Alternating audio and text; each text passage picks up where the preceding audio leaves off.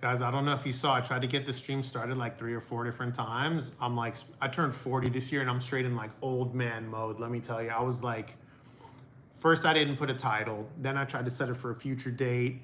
Then I didn't have like my mic set up. And then for a second I was like, how am I going to be able to hear the audience? And I'm like, wait a minute. Like they don't talk to me verbally. Like I don't need to listen to them, but what else is here? Small desk, you know exactly what I meant. I appreciate that. Heavy beats up, Nemo. You're heading to Expona this year? Yeah, probably. I think it's coming up in about 30 days. Last year was a lot of fun. I got to meet Thomas. I got to meet Jay. That was super cool. I bumped into Steve Gutenberg. It was really cool to see him in person. A lot of good rooms at Expona, and it was a lot of work. Don't get me wrong, because I filmed almost every single room. But I had a really good time, and like it was a vibe. Yeah, I think I'm gonna make it out for sure. My first time seeing you live, Sean. Well, Sean, I've only done, I think, one other live. So if this is your first time seeing me, I mean, you've caught 50% of them. So don't worry about it. I don't go live a lot. I did it the first time, I want to say like 6 months ago. It was a lot of fun. A lot of people showed up. I enjoyed like interacting with people and everything like that. But most of the time I work a lot. I travel a lot for my job too. So sometimes it's hard to like sit down, and I'll be honest, it's a little bit nerve wracking. I know, you guys probably see like Zero Fidelity do it. He makes it look super easy. He's just such a natural, but for us mere mortals, it could be a little nerve wracking hopping in here. You're worried, are people going to show up or not, stuff like that. But it could be a lot of fun. I already read that one. Okay. Ace of Spades, looking to buy a single Rel T7X for a small price room setup. Okay, trying to keep the budget down. 10 by 12. That's the size of my room too. 10 by 12 with 9-foot ceilings. 12 by 14 if you count my hallway, but we're on the same page so far. Do you have to buy a pair? Or can a single sub in the corner be integrated with the 2-channel setup easily? You know what's funny? I was watching Sean's live stream before starting my own, and I saw you ask that question in there, and I know he had mentioned he had only heard the T7i. And there was part of me that was like, oh, I could answer that question, so I'm happy to see you in here and you're asking this question. So I've been recently checking out this Pathos amplifier.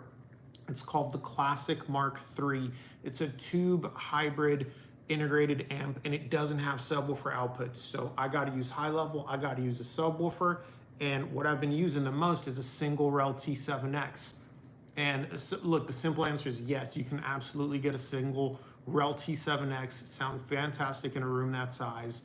You can definitely integrate it really well. You can definitely get it to not localize. Now, does that mean it's gonna sound like dual subs? Does that mean it's gonna sound as good as dual subs? Look, truthfully, no, but this has been my experience with single subs set up well in a room. With a Rel T7X that is known to integrate so well, you get that thing set up real well, right? And you're gonna love it. You're gonna love it. And the only time it's not gonna sound right is if you buy a second one, set up dual T7Xs, enjoy that, and then a week or two later, switch back to the one, then you're gonna be like, whoa, I knew dual subs was an upgrade, but I didn't realize how much of an upgrade until I took one away. My advice, absolutely go for it. Start with the one. For a lot of people, one is more than they'll ever need. There was actually a guy in my Discord, massive room, single T9X, loved it, never felt the need to upgrade. I think his system was around like 15K. He had the KEF R11s, might have been more than that. But yeah, single sub, no problem. I'm not knocking that. Heavy Beats, hit me up if you want to smoke a J in the parking lot at Expona. I actually don't blaze. I appreciate the offer. I used to blaze in my 20s, but something happened around 27 years old or so. I pretty much set everything aside. Alcohol, weed, you name it. I just stopped all of that. With alcohol, I was starting to get a little tummy aches, a lot of heartburn. The hangovers were just lasting way longer than they should. And it kind of reached a point where I felt it wasn't worth it. And then with weed, what happened is, for anyone that's around my age, you'll know weed has gotten tremendously stronger over the years. And I'll be straight up, it makes me paranoid. I cannot partake even a little bit. I'm pretty much straight edge these days.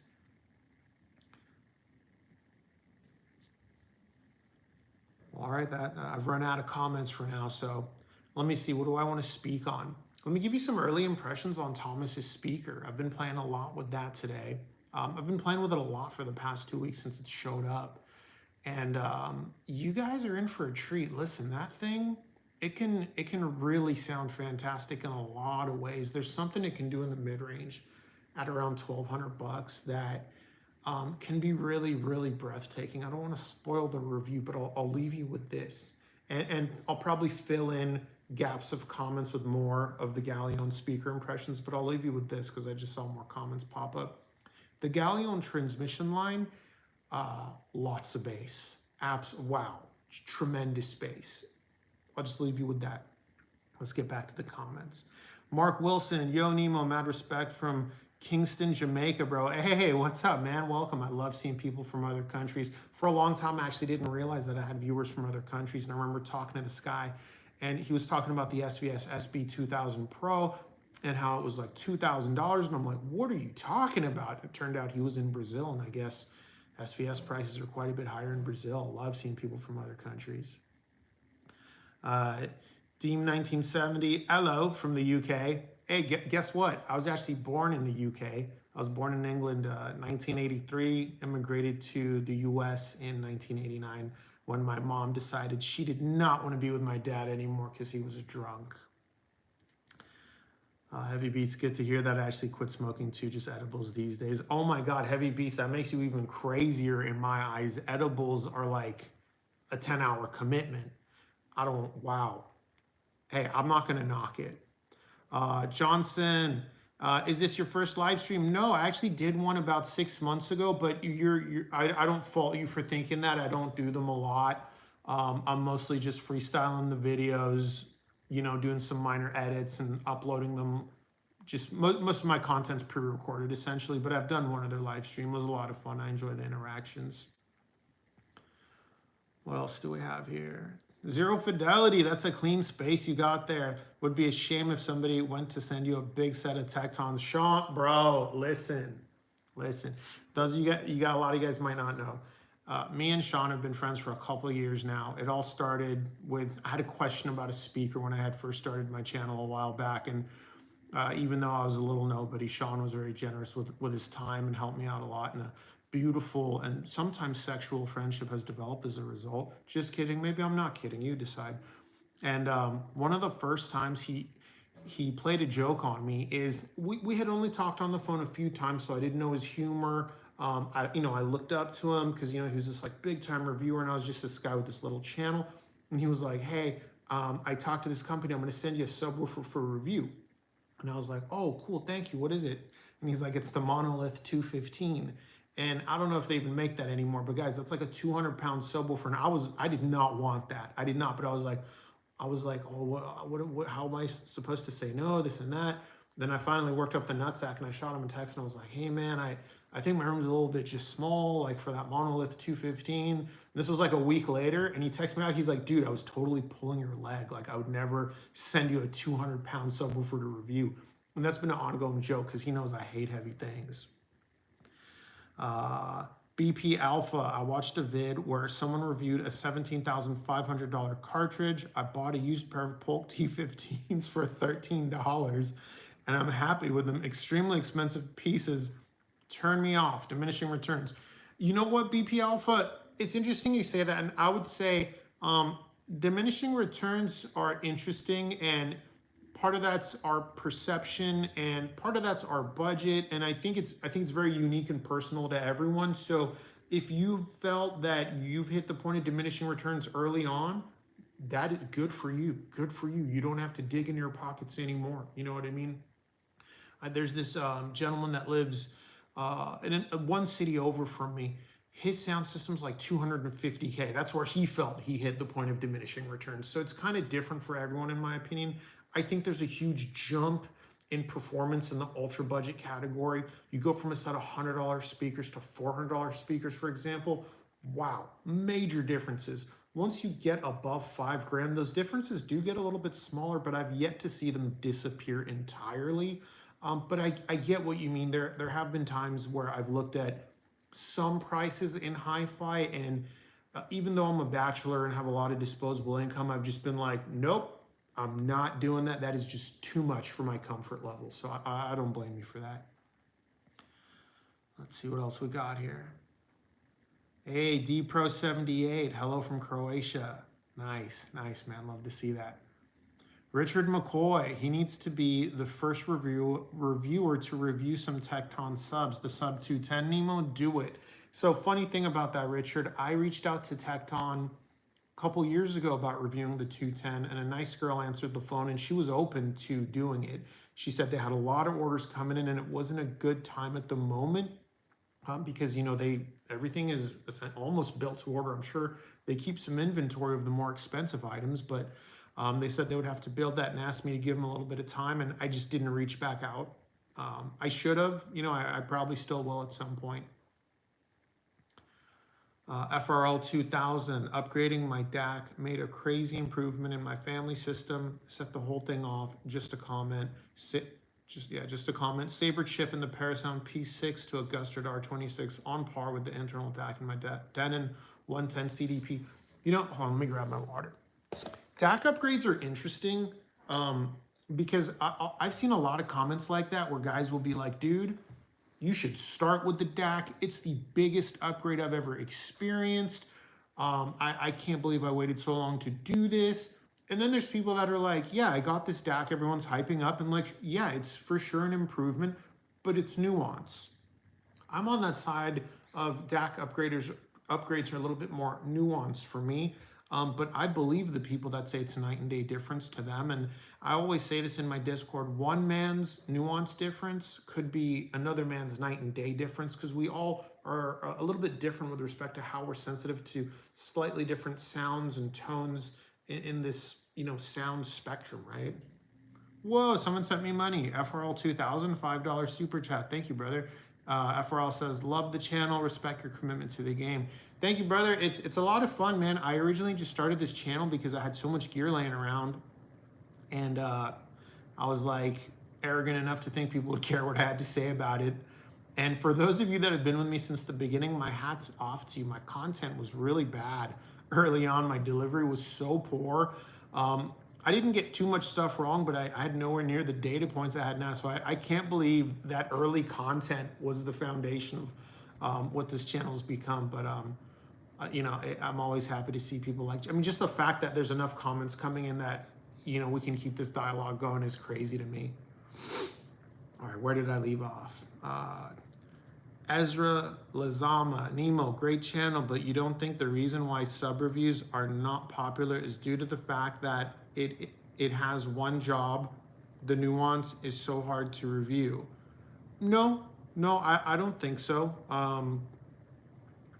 And I haven't noticed, my subwoofer reviews are not any less popular than my speaker reviews or my amplifier reviews. I haven't seen that trend. In fact, I'd go as far as to say a lot of my subwoofer reviews have more views and get more of a reaction than my speaker reviews. Some people do feel that bass is bass and it all sounds the same, and a subwoofer's job is to simply go low and play loud. I'm not of that belief. I don't think most people in the two-channel stereo crowd have that belief. I respect people if they have that belief. I think that is their truth, and possibly they're just not very sensitive to the bass frequencies, and that's okay. To treble quantity, I am sensitive to treble refinement. I'm sensitive to treble separation, but treble quantity, I'm not too sensitive to it. I gotta do a little bit of active listening to notice that one speaker is a little brighter or a little darker than the next one. I just don't naturally pick up on that when I'm casually listening. Of course, look, if I go from a dark speaker to a Bowers & Wilkins like that, I'm gonna notice, sure, but when it's a smaller difference, not so much. Next comment, Small Desk Life. Hate heavy things. You sure you don't want to listen to that line? No, I do not want to listen to the Line Magnetic. If that's the one I'm thinking of, I know. Actually, let me look it up. Line Magnetic 219. Let's see.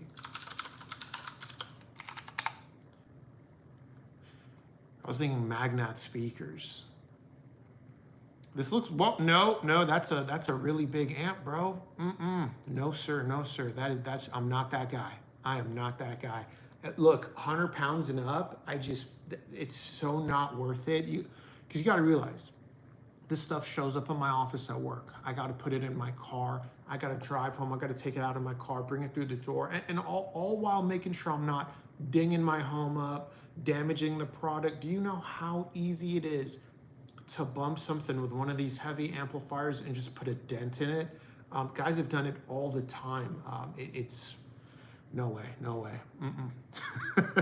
Sorry, guys. I have a huge aversion to heavy things. Let's see here. What else we got? What's my favorite genre of music? You know, Johnson, I don't know if I have a favorite genre of music. I like EDM a lot, but I like some death metal too. I like some pop music too. There's some country songs I like. There's some folk music I like. There's some classical I like. Not a whole lot of singer-songwriter, which is, I know that's a big, taboo almost for an audiophile to not being a singer-songwriter, but I'm almost convinced most people like singer-songwriter just because it plays really well on speakers, but that's another story. Entropy, what's up, bro? Hey Nemo, love your vids. First time on the stream. Have you ever demoed any studio monitors? What did you think of them? I'm not sure what you mean by that, brother. The word studio monitors, a lot of times you just used interchangeably with interchangeably. You know what I'm saying? With bookshelf speakers, people use that word synonymously, so I'm not sure what you're referring to. Drop a second comment, clarify, and I'll be happy to answer that, my bro. Ezra, Nima, what is your background or your day job? I'll be honest, I don't really like talking about work. I got that question a little bit on the live stream. I'll leave you with this. Yeah, no, I'd rather not get into it. Sorry, brother. I'd rather not get into it. I used to have this joke. I used to tell people, me and Randy from the Cheap Audio Man run a kangaroo farm. That used to be my answer. But I don't want to mess with you. But yeah, I'd rather not get into it. It's nothing taboo or nothing like that.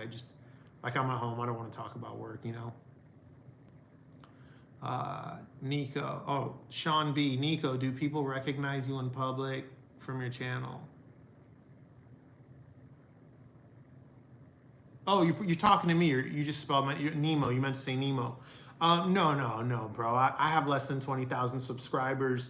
No one's noticing me in public. Now, a few times I've sold some stuff on Facebook Marketplace because a lot of these days I'm getting pretty lucky now. A lot of the stuff that's coming into review are review samples. But for a long time, about 75% of what I was reviewing, I had to buy myself with my own money.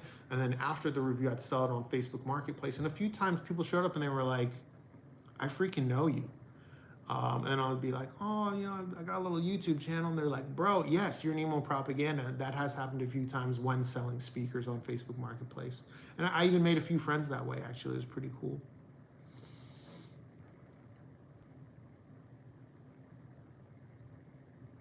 Small desk life, that clicky key, BO. I have no idea what you're saying, bro. I have no idea. I don't know if that's some TikTok slang or what, but I don't know about that. Ace of Spades. I find subs tricky as most of the review channels are more geared at home theater sub reviews, which limits my interest. Yeah, that's very true. And there's nothing wrong with that. A lot of the home theater guys, they're looking for that extension. They're looking for that clean, undistorted output. They want that LFE effect. They're looking to recreate the intro of Edge of Tomorrow at just neck-breaking volumes, which is insane to me. But yeah, they're playing a different game. You know what I mean? They have so many more speakers to integrate as well, so group delay is real important to them. And I'll say group delay is important for the stereo guys too. It is. But you know what? Let me add this.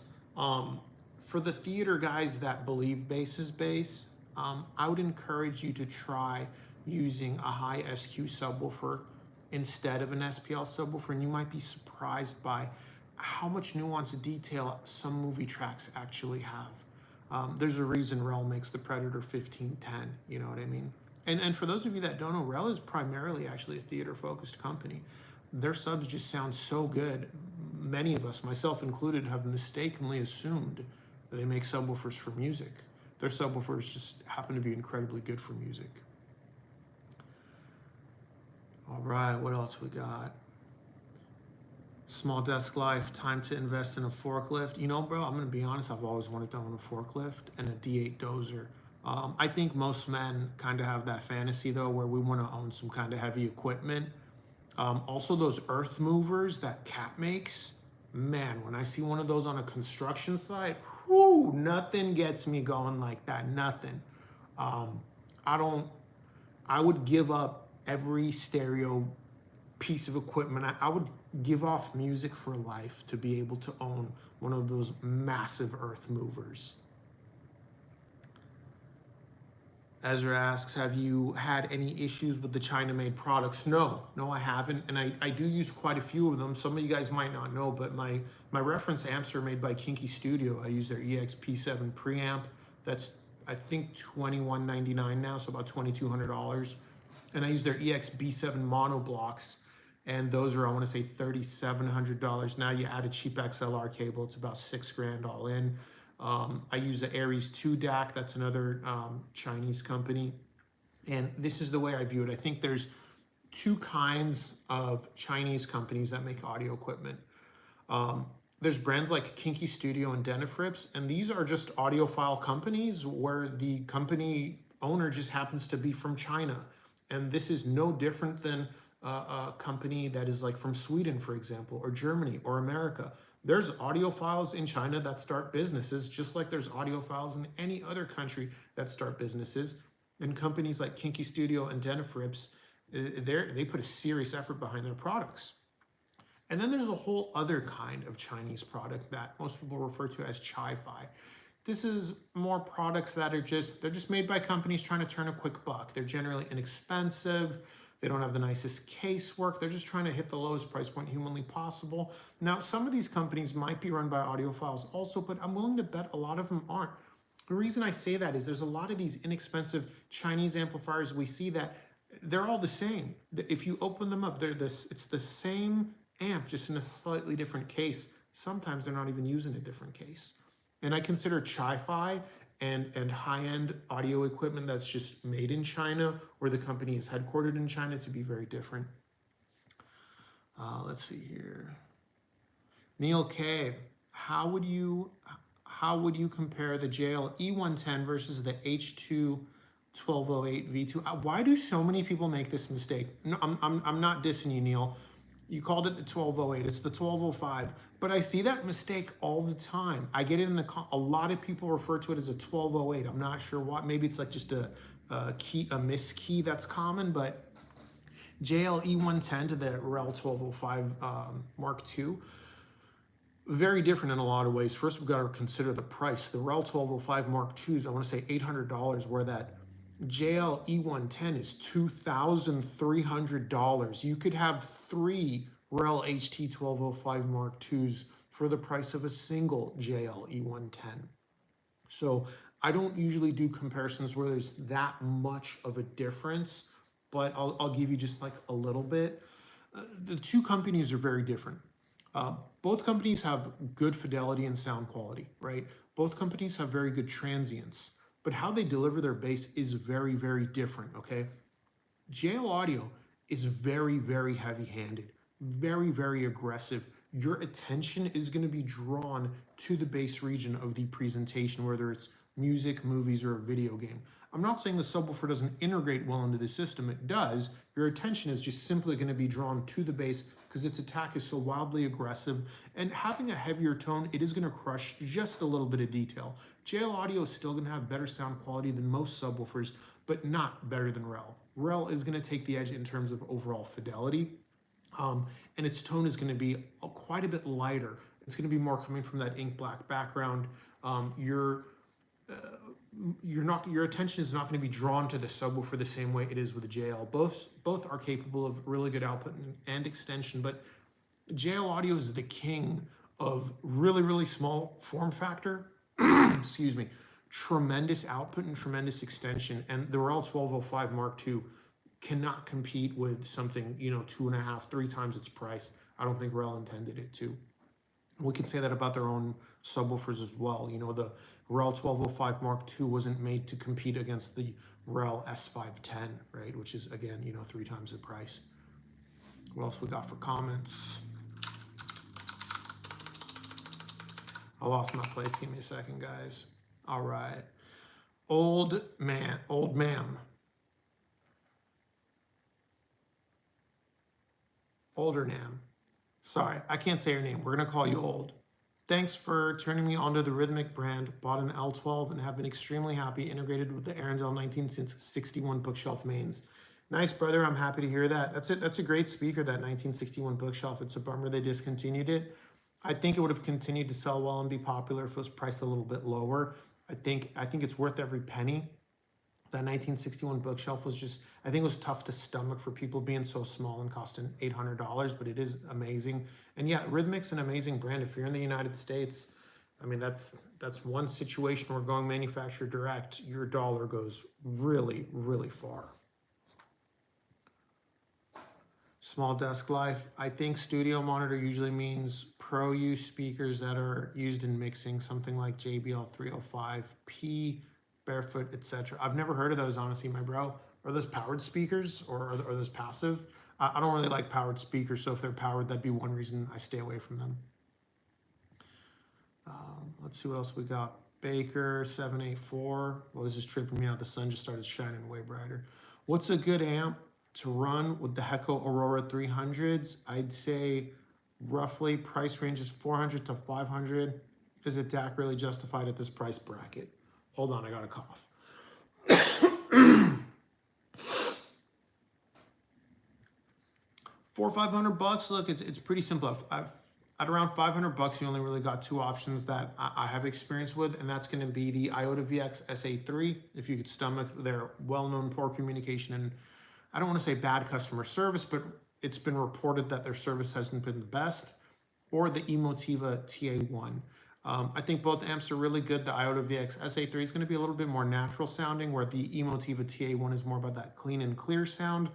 But if customer service is a concern, Emotiva is going to be just a massive step up from Iota VX. And it pains me to say that because Iota VX is a fantastic company, but it does seem like they take a bit of an approach of like, stop bothering us, we're trying to make amplifiers, you know, which is like, hey, those people bothering you are customers that gave you money, but I don't know the company, that's not my problem. Another amp I would recommend, actually, if you really want to save some money, and because maybe what you really want is like a $1,000 or $2,000 amplifier, it's just not in the budget right now and you got to save up, then I suggest get the RSL IA 255.1. It's $110, okay?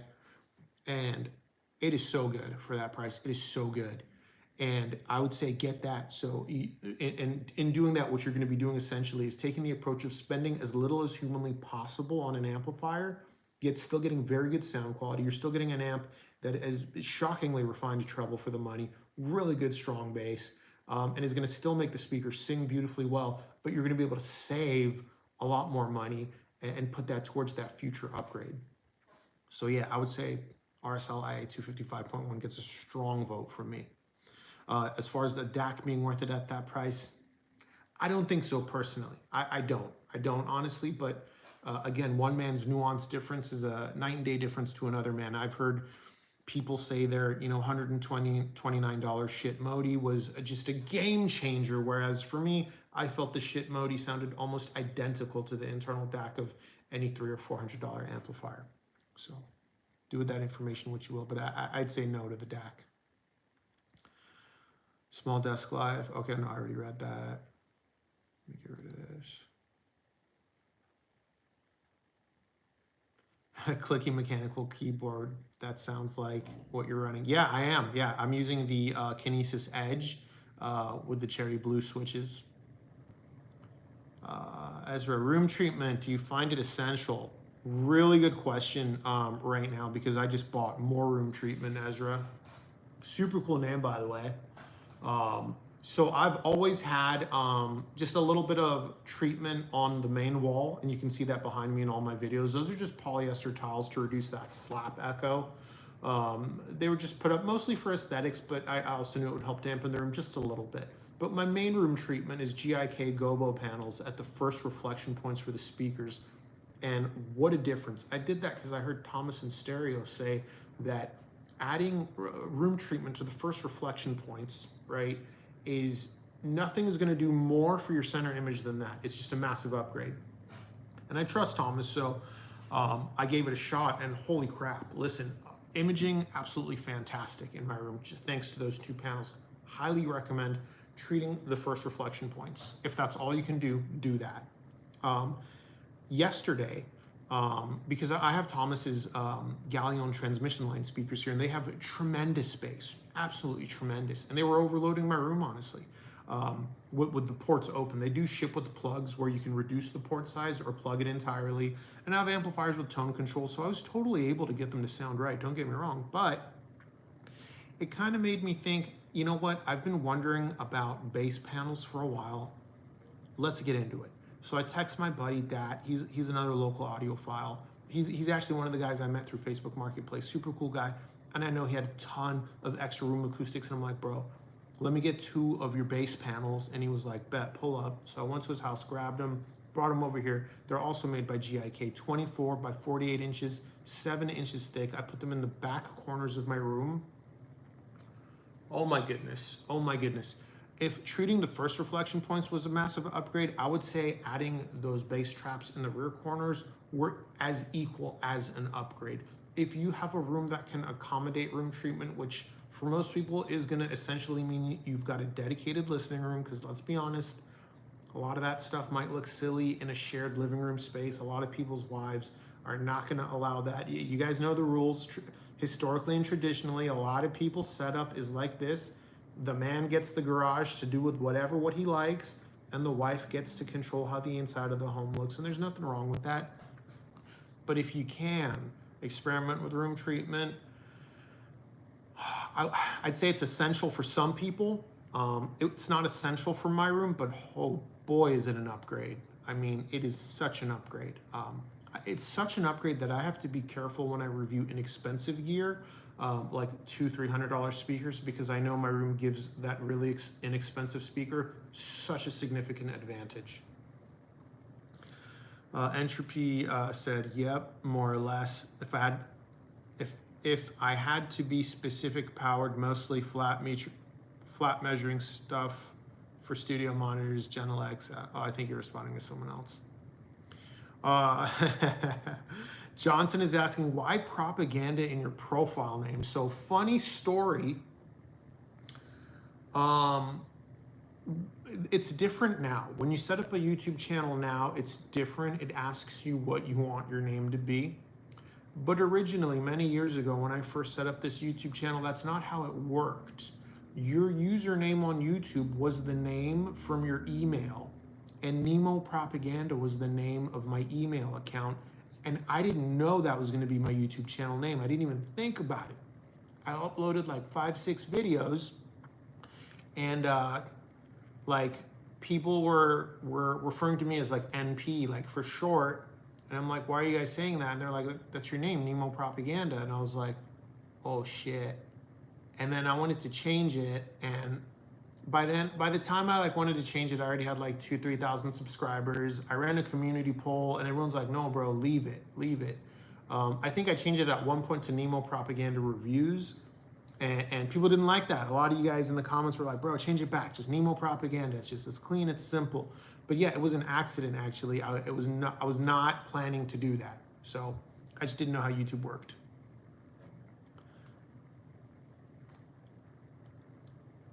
Three girls and a cat. What an amazing username. I'm guessing you have 3 daughters and a cat. Wonderful. Love to see that. A lot of my friends just had babies, all daughters so far. I'm from Puerto Rico with limited options for hi-fi because of shipping, and I'm on a budget. My system consists of Emotiva TA1, ELAC debut reference or LT5X, Cambridge AXC35, Win Mini, and SMSL SU1. Brother, I think there's nothing wrong with that. That's a good speaker. I like that Emotiva TA1, and I like the ELAC debut references. I don't know if you mean you have the DBR62 or the more inexpensive one. I don't love the inexpensive one just tonally, but the Emotiva TA1 and ELAC speakers, those have a good synergy together. I think you're doing fine, brother. And if it makes you feel any better, the guys in India have a much harder time. They have even less options, and they got to pay 3-4 times the price. It's terrible. Small Dusk says, having owned a Kinky preamp before as well, how do you respond to people who mention how Kinky is a Goldman clone? Aesthetically, it kind of is. Like, yeah, I don't know if you've seen, you know, what Kinky Studio products used to look like 8, 9 years ago. But yeah, I'd say that's how their brand started. I don't think that's an unfair statement to draw that similarity. Tonally, I think it's more similar to Nagra. So I don't think they really went after like the Goldman sound signature. I'll be honest, I've never heard of Goldman amp, so I'm not even actually familiar with their amp. Let me not bullshit you guys here. But yeah, aesthetically, they were for sure inspired by Goldman, no doubt, no doubt. Yeah, I agree with that. Glenn Clark, same with the weed paranoia. Yeah, and you know, also for small desk, as far as um, Kinky being inspired, shall we call it, by Goldman. I don't know if you guys noticed this, but the Emotiva E is very similar to the Electro Companiette E. So this happens in hi-fi quite a bit. Maybe it was completely unintentional. Maybe Emotiva was inspired by Electro Companiette a little bit. Who knows, right? And you'll see it with other brands. You know, if you kind of look for it, you'll see, you know, areas where brands are inspired by each other, shall we say. And of course, sometimes they outright copy, you know, like when Monolith first came out with their subwoofers, they obviously just bought a bunch of SVS subwoofers and just cloned them in slightly different ways and heavily based their designs off of SVSs. That's why I don't review them, honestly. Three Girl says, hopefully I can improve my system in the future with Bucart S400 Mark II and a Choco amp. Yeah, I mean, honestly, brother, I think the Bucart S400 Mark II and your TA1 is a good pairing. The Choco amp is an upgrade, but the Choco amp is a little bit rolled off, a little dark. Paired with the Bucart S400 Mark II, you might feel the treble is a little bit too smooth. I personally love it, but I would suggest to not upgrade the amp first, Three Girls. I would say upgrade to the S400 Mark II first with your Emotiva TA1 and do like a -1 on the treble. And that's kind of the amount of treble quantity you would have if you upgrade to the Choco. Love your channel, love your channel and honest and thorough reviews. Thank you, brother. I appreciate that. That's people talking to each other. Bam Bam Pew Pew. Love the name. Love it. Love it. I already know we have some similar hobbies. Hi Nemo, SVS Ultra Center as LCR. Is that a good idea? I think I have a few friends that are into home theater, and they've all at this point experimented with having a matching front set, meaning their left, right, and center speaker are literally identical, and they've all really thought it sounded fantastic. So I encourage you to experiment. I haven't ever tried using that SVS speaker as a left and right stereo pair myself, so I'm not sure. I would suggest at minimum before you do it, reach out to SVS and see if it's even a thing people do, because SVS themselves might say, hey, this speaker's not for that. It's the way it's tuned for dialogue. It's not going to sound right. Or they might say, yeah, we designed it with this in mind, because there are companies that design center channels in mind to be used as LCR combinations, and I'm not sure if SVS did that with the Ultra. Entropy, just pulling your leg. I already forgot what you're referring to. Dude, the sun's going down again. I must have clouds in the sky. Hello from Latvia. What's up, Raymond? Love to see that.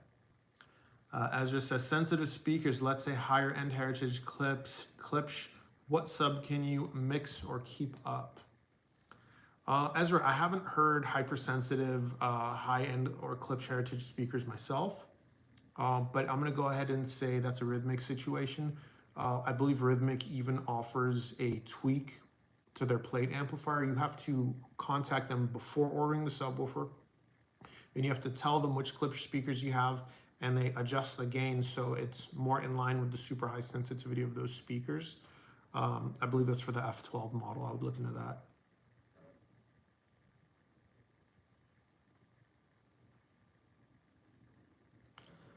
Dylan Lewis, Nemo's house looking like fire. Thank you, bro. Thank you. I'm a little sweaty with my room aesthetics. You know what I mean? Definitely not on Andrew Robinson's level. Him and his wife have really got that dialed. I mean, incredible. But yeah, I definitely like that modern aesthetic myself. Dude, you can see the white Hagel H190 from here. Holy crap! Who's Ace of Spades? Good eye, Ace of Spades. Wow. Um, Dylan also says, Nemo, you encouraged me to buy the Rhythmic F15 HP while my wife was on vacation, so she couldn't say no, but she's banished it to the storage room. Oh, man. You know, that's a bummer. The F15 is not a small sub. Maybe something like a KF92. They call it the KC92 now. Maybe she'll be more on board with something like that. That's substantially smaller. It doesn't sound the same, but it has tremendous amount of low frequency extension for how small it is. That is a bummer. Like I said, man, historically and traditionally for a lot of guys, the husband gets the garage and the wife gets to decide how the home is set up.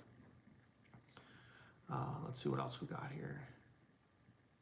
Got to bounce to take my kid to the park, but keep up the good work. Hey, thank you for tuning in, Dylan. Have fun with your kid, man. Family's real important, so I respect that. That's people talking to each other. He said West Coast, the best coast. West Coast is okay. Okay, we have the best weather for sure. Really good food too, I would say. But JR, could you consider reviewing the new Cerwin Vega LSD series? They are supposed to be coming out with this month. Let me look it up real quick. Probably not, but let me look it up. What did you call it? I already forgot. LSD.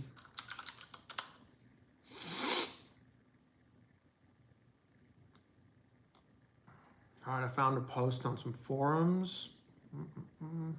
They're still using that red surround, I see. So here's my beef with Cerwin Vega, my bro. I'll tell you, I actually have a little bit of a history lesson, or just history to share, if you will. About 20 years ago, one of my best friends, Andrew Van Way, he's passed away, unfortunately. Rest in peace, brother. I love you. But he worked at Cerwin Vega. And this was back when Cerwin Vega was dominant, just absolutely dominant in stores. I mean, they were a household name. They were known to make big speakers that sounded massive. A subwoofer was oftentimes optional. Cerwin Vega was just known to just be a monument to hi-fi. And then they kind of fell off. And what happened is this. The owners, he gave the company to his children. They would later go on to sell it to Acoustic, I believe. I don't know how many times it may or may not have changed hands since. But it just went down market, unfortunately. Kind of like we saw with Velodyne recently. It just went down market. It's not what it used to be. It's not owned by the people that used to own it anymore. I used to love the brand, and they had a speaker called the AL1000. I owned a pair.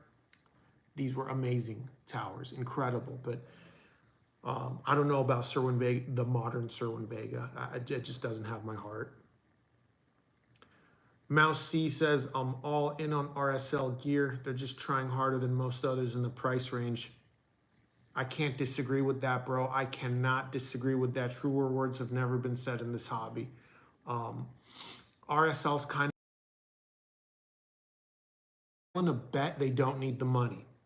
I'm almost willing to bet, like, if I became friends with the guys and started learning about their financial situations, I wouldn't be surprised if I found out they didn't need the money and they were just doing it for fun at this point, because how they price some of the stuff is like, the 12S subwoofer is what really did it for me. Like the Speedwoofer 10S, I've heard people say like, oh, they could sell that for so much more money. And I don't know if I've ever really agreed with that.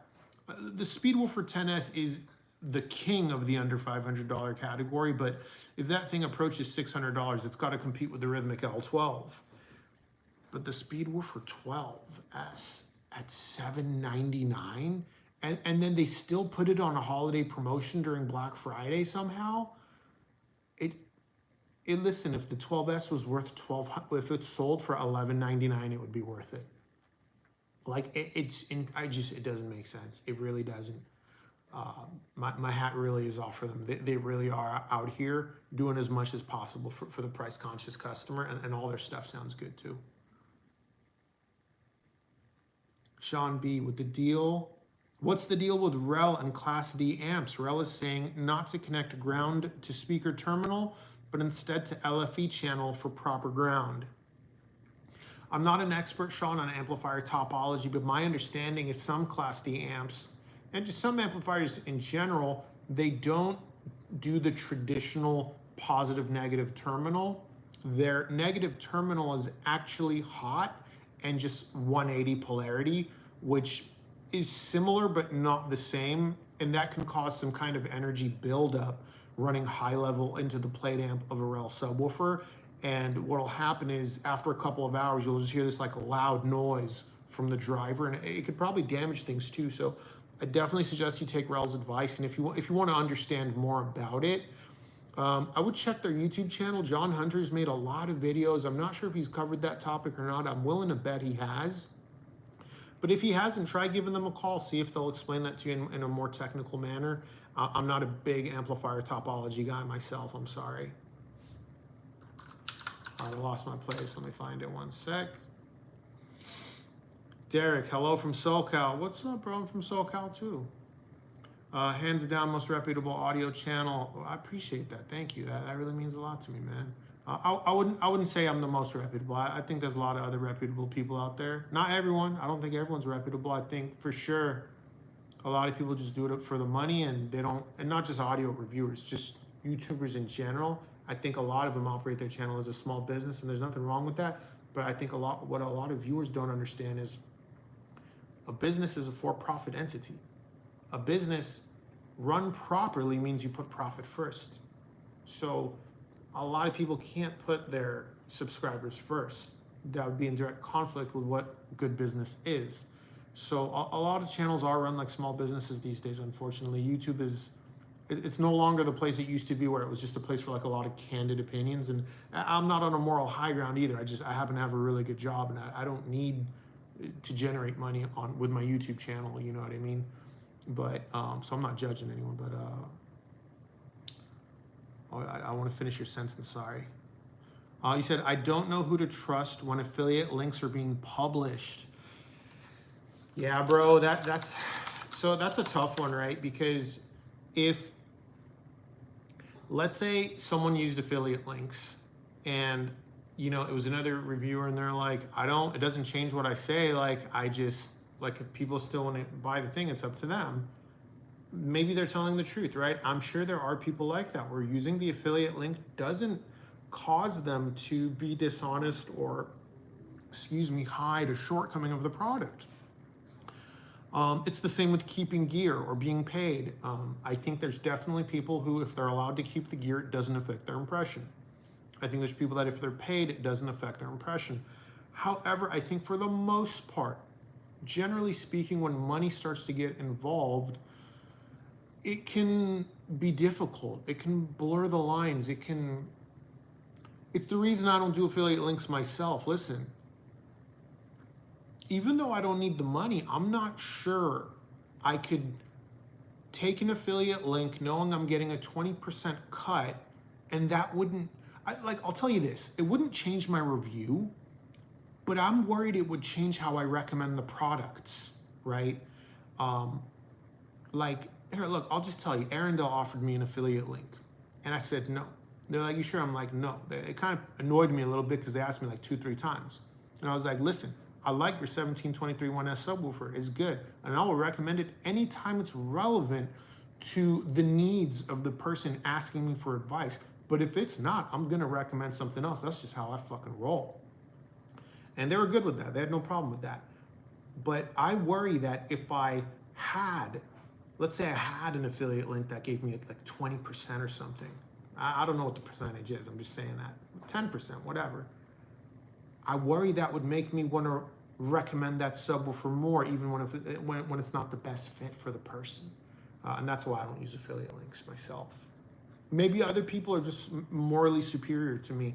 I don't know. Maybe they can keep that cleaner than me. I don't think I could. Maybe I'll change my tune one day too. I don't know. At this, all I can speak is on myself and who I am today. Matt Ayers, hi Nemo. Will I be reviewing any AccuPhase gear in the future? Maybe. I don't know. I don't have any here. I don't have any plans for it. But the stuff's beautiful. You know, maybe one day. Mark Wilson, Nemo, nails the reviews. Subwoofer reviews are spot on. Thank you, brother. I appreciate that. I've got dual 12-inch SQ subs and a 7.1.4 Atmos system, and it's awesome. Also have rel subs in a bedroom, 5.1, dual rel HT1003. Sweet, thanks. Hell yeah, brother. Yeah, the 1003 is an awesome sub. I love it. I still have my review sample here. A few times the marketing guy's like, hey man, can you send that back? And I'm like, nope, using it as a reference. It's gonna stay here, and they're pretty flexible with that. They're like, yeah, if you're still using it, that's fine. It's not mine to keep, like it will go back at some point, but it's the Rel 1003 Mark II is my kind of like reference for that really small form factor and price category.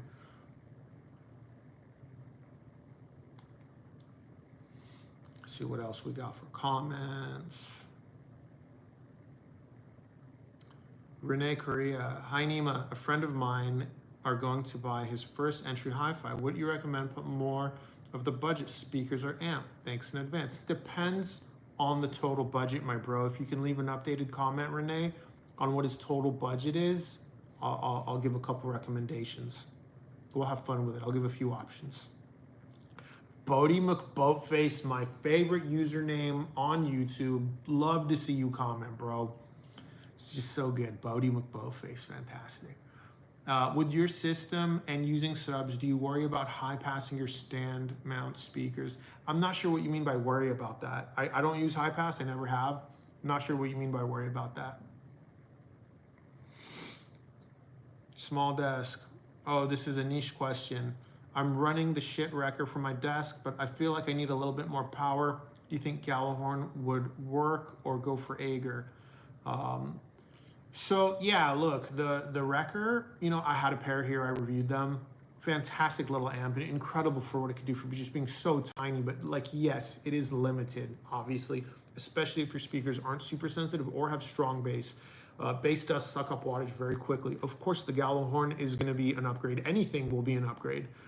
But once you get into the Gallahorn at $300, I've never heard this amp, but Cambridge makes an amp for the same price. It's more full size. So if you could go for a more full size, I'd look into the Cambridge AXA 35, but if you're trying to keep that small form factor, I'm sure the Gallahorn's great. And as far as going up to like an Ager, it's just so much more expensive. Only you could decide, you know what I mean? Ezra, what would you say is your sound, or what you give or take in terms of SQ? I'm not sure I understand that question, my bro. I'm sorry. If you don't mind rephrasing that, I'll be happy to answer that. Pete, Iowa likes your format and no BS approach to gear reviews. I think you just meant to say I, and maybe just autocorrect it to Iowa. Well, either way, I appreciate it. Eugene deleted or retracted his message. Must have said something dirty. Bad, Eugene, bad. 3 girls, BP Alpha, thanks. So I guess people talking to each other. Oh, Feliciano, thank you, brother. Super chat $4.99. I appreciate that. Thanks for all you do, guys. I appreciate the super chats. I really do. It means a lot to me. Just know, I want to be super upfront about this. If you guys send me money, this is what I do. I'm gonna super chat it to another YouTuber. That's what I do. I'm super blessed in life. Honestly, I have a super good job, and that's what allows me to like run this channel and stuff. And I super chat a lot of other YouTubers, not even in the audio space. Like if I'll be on like a little video game channel, even if the dude only has like 3,000 subscribers, if he does a live stream, I'll super chat, I'll super thanks. So I appreciate it a lot when you send them my way, but just know I re-gift them to other people. You know what I mean? Eric Landon is someone I send a lot of super chats to. He's in Mexico.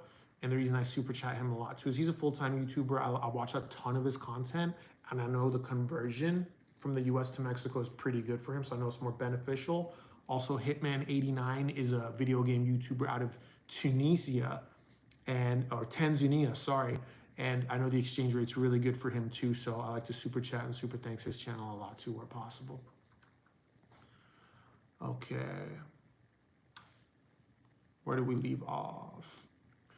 What would you say is your sound? Oh no, okay, no, I already responded. Sorry, I asked you to rephrase that.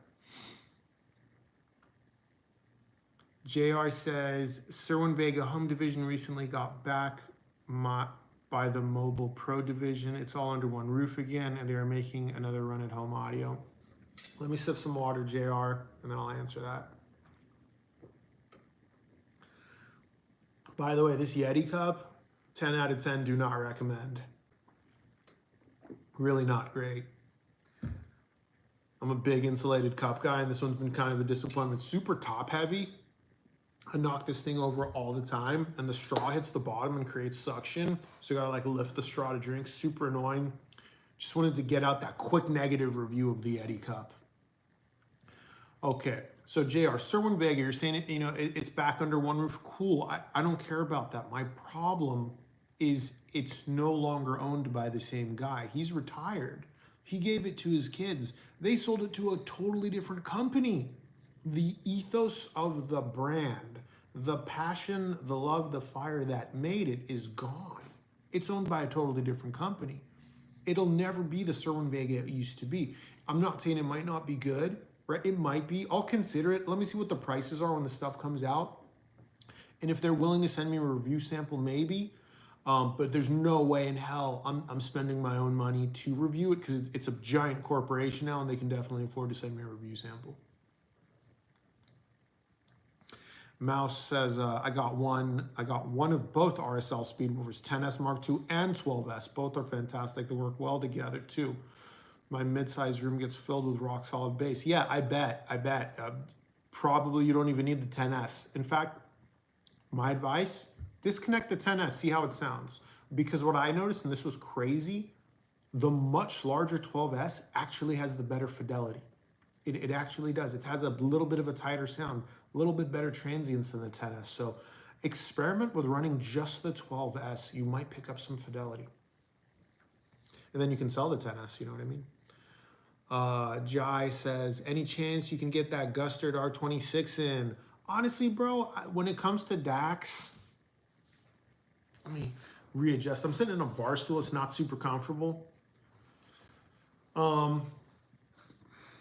I don't really care about DACs. I don't know how to say it. I don't care. And most DAC sound differences are more nuanced to me, unless it's like an analytical DAC and an R2R DAC, then it's very obvious.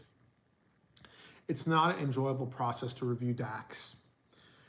Also, I don't care to review DACs. I have no personal interest. 90% of the time when I'm reviewing something, it's something I genuinely myself as an audiophile have a personal interest in. That's why I review so many Rhythmic subwoofers.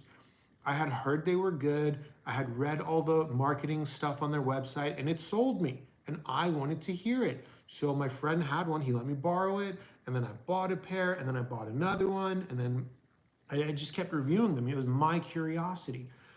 Same with Rel. That was my curiosity. That's why I was so willing to buy a lot of this gear early on when I had to, when my channel was too small to get review samples.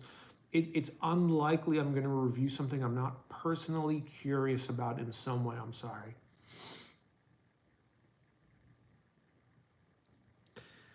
Jason Marion, hey dude, I've been loving your reviews. Makes me want to buy another sub. Great job. Hey man, I get it. I get it. I think we all suffer from a little bit of FOMO from time to time. And, I'm the same with stuff. I watch reviews, because I got other hobbies and stuff. And sometimes I'll, I almost click add to cart when I know I don't need to. Hold on, my phone's giving me an alert. My phone's at 20%, guys, and that's what we're live streaming from. So maybe, however long that lasts. And then we're going to call it a stream. Bam Bam Pew Pew, stack floor standing speaker on the subwoofer. Is that okay? No, unfortunately not ideal. Is there a way to do it? Yeah, but you're gonna run into some issues. So first, you're gonna have a lot of vibration issues. Second, it's unlikely your subwoofer and your floor standing speakers should be in the same spot to sound their best. Next, your tweeter is most likely gonna be a little bit too high. Are there some things you could do to isolate the tower from the subwoofer? Sure, you absolutely can. And if this is the only way you can set up your system, who cares if it's recommended or not? Try it, experiment it. Maybe put some sound isolation, between the sub and the speaker, and see how it sounds. As long as it doesn't put the tweeter too high, and the subwoofer doesn't like rattle the speaker off, who cares? We all have room limitations. You got to do what you got to do.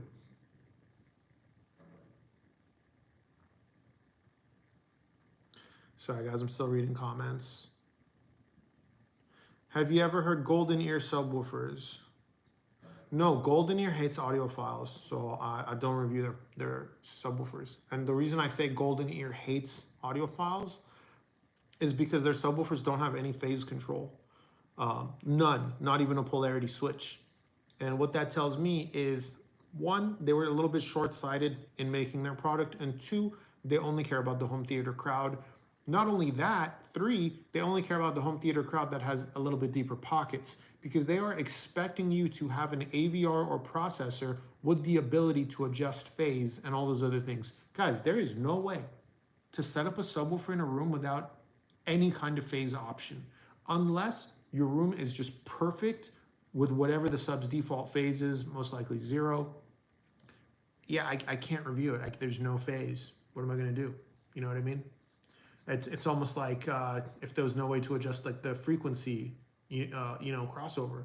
There's just like a set crossover. It's ridiculous. Old man, old. We're just calling you old. I can't. Yeah, I don't know. Older man.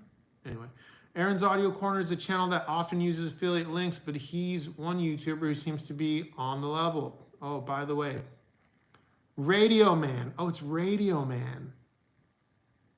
Cryptic. How is that Radio Man?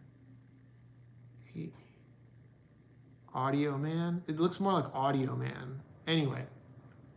Yeah, Aaron's cool. Look, a lot of people use affiliate links. I'm not saying they're all compromised. I'm definitely not. And I agree with you for sure. I would say Aaron is going to say whatever he wants to say. You could tell by watching his videos, he doesn't give a shit what anyone thinks about him. And that's one of the reasons I respect the guy. I feel like I could email him and be like, you're a bitch, I hate you. And he'd be like, I don't care. I feel like likewise, I could send him an email and be like, I love you. I think you're the greatest thing in the world. And he'd be equally as neutral. And good on him for that. I don't think that's super common, but for sure, I dig what you're saying. Tim Ball, have you had any experience or opinion with Klipsch Heritage or Magnapans? No, I haven't. Unfortunately, my room is a little bit too small for Magnapans, in my opinion. I've asked Thomas about it, I've asked Sean about it, and I've asked some of my friends that are dealers, and they're all like, sorry, buddy, like you're too poor, your room's too small. No, I'm just kidding. They didn't tell me I was too poor, but they said my room is not the ideal Magnapan room. Bodie McBoatface, again, love to see it.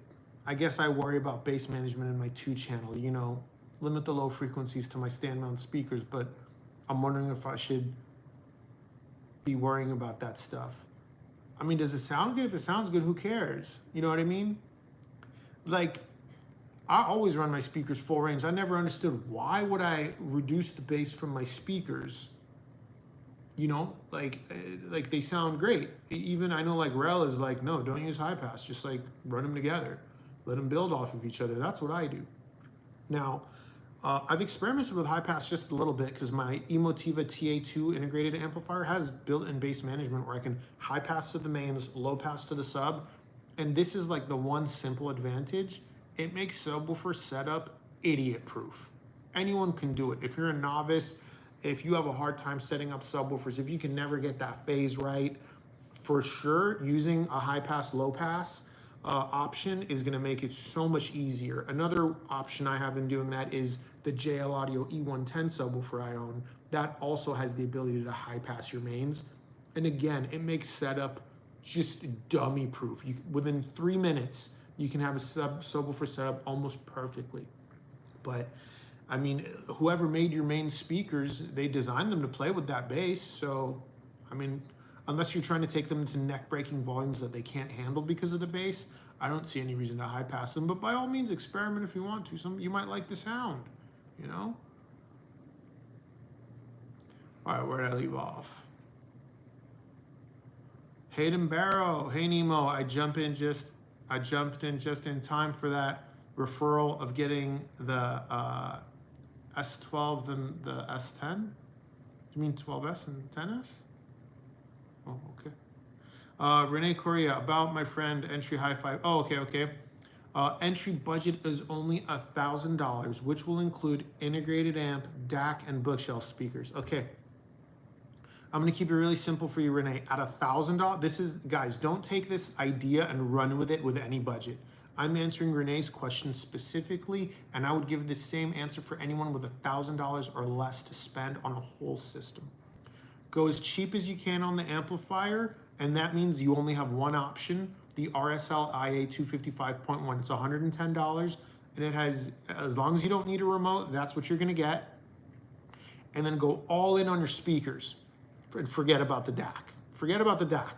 Buy an awesome set of speakers like Dyne Audio EMIT 10s. Those are $800. They're incredibly good. Paired with the IA 255.1, I cannot imagine another option sounding that good. You know, with being that flip-flopped, right? But I said I'd play with it, give you a few more options, so let me think. Emotiva TA1, Heco Aurora 300. Again, forget about the external DAC. That's another under $1,000 combination, gonna be incredible. What else can we do? And that Heco Aurora, I know it's hard to find right now in the US. The Aurora 200 is the smaller version. I think that's still in stock at a lot of places. Another really affordable option, and you can even do a sub with this one, RSL IA 255.1, $110. Klipsch R50M's on sale under $300. We're at $400 now. Forget about the external DAC. You have $600 left over for a sub. Do yourself a favor and get something really nice like a Rhythmic L12. Look, it's definitely way nicer than the rest of this stuff, but that's gonna be an incredible system at $1,000 or less. Let me see if I can cook up one more for you, just in case you wanna go like more in on amplifier.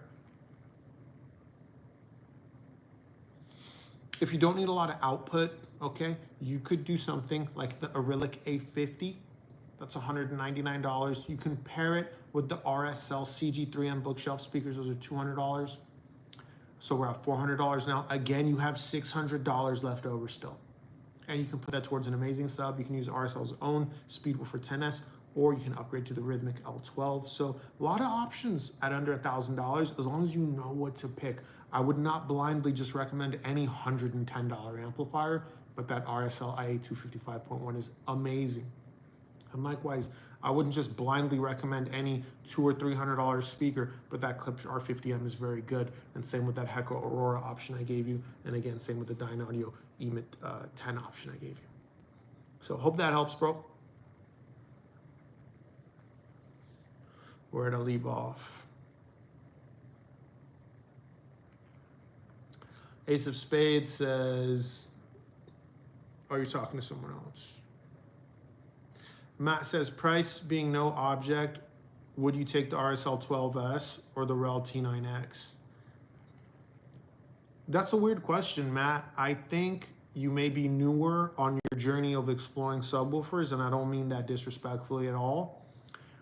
There's no scenario where that's like really part of the same conversation.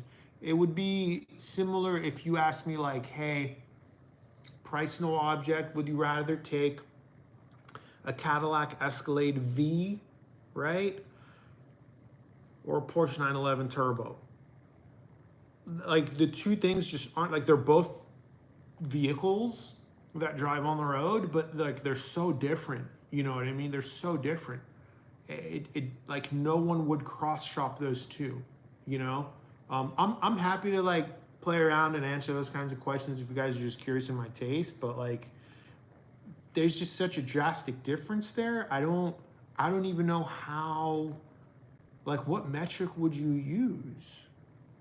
You know, like they're just so different. Yeah, if you want to rephrase that or change that up, I'll be happy to try to answer that, but that's just so wild. I wouldn't even know where to begin, my bro.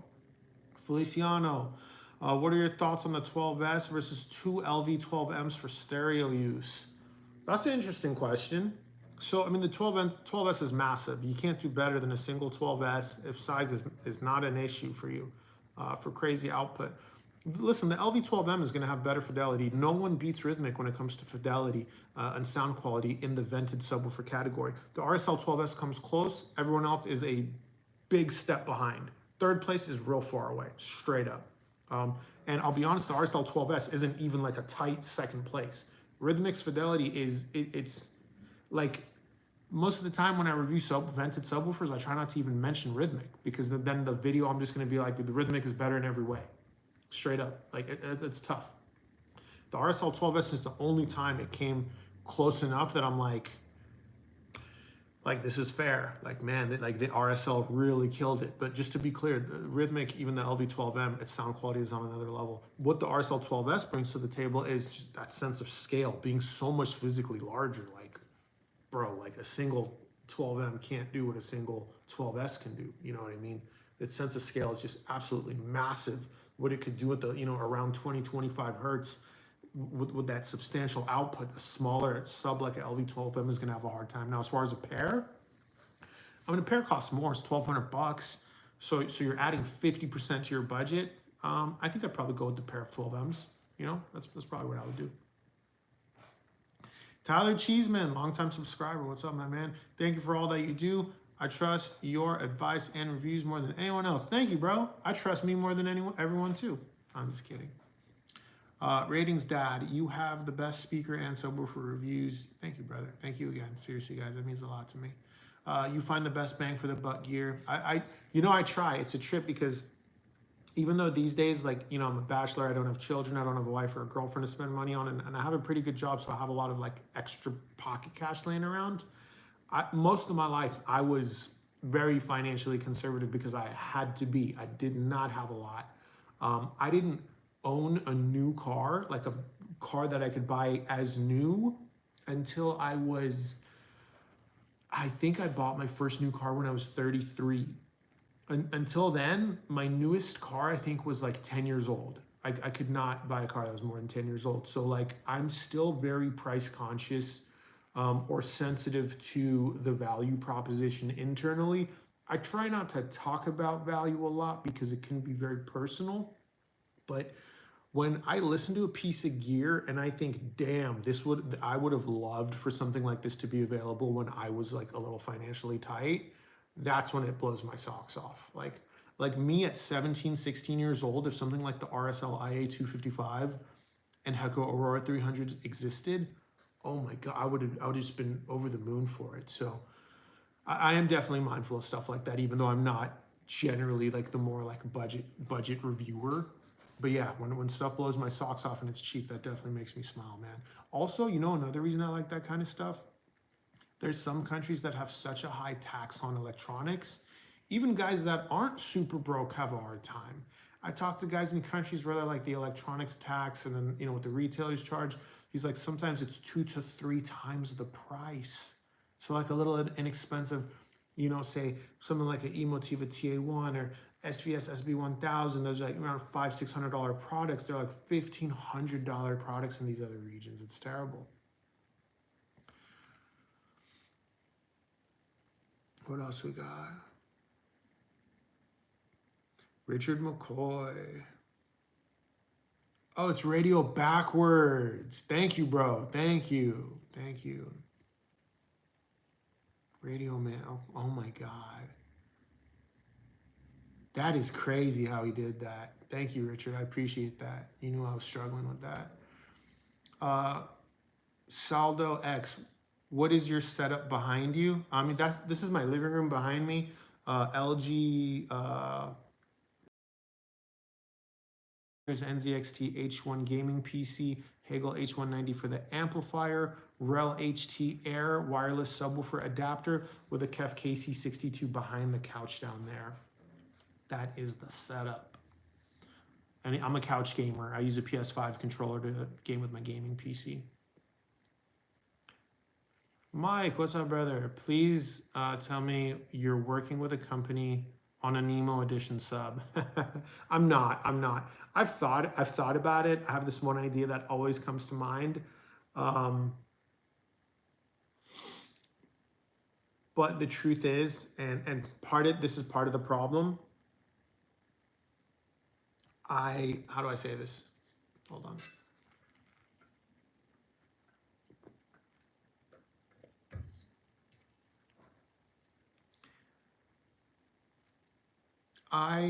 I'm happy with where I am. I guess let's just say that I'm happy with where I am, and